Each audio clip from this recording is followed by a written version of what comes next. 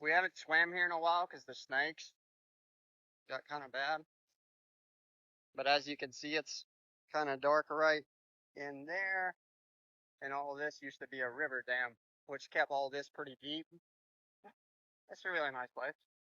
It goes around too.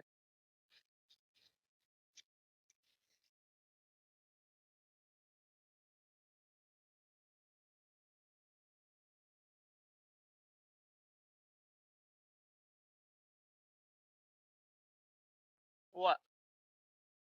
Oh, as you can see here, we've got all our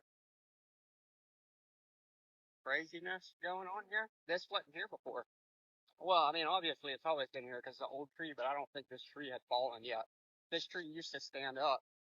It's washed out quite a bit. No, we normally get in right here though.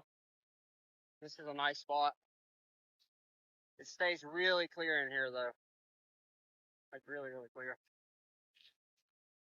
And then, some people cleared it out back here.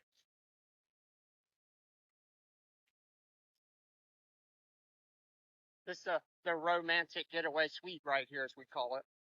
This is where your teenage kid might have gotten their first trouble. Something like that. Nah, it was cool hanging out. It was really enjoyable down here. All right.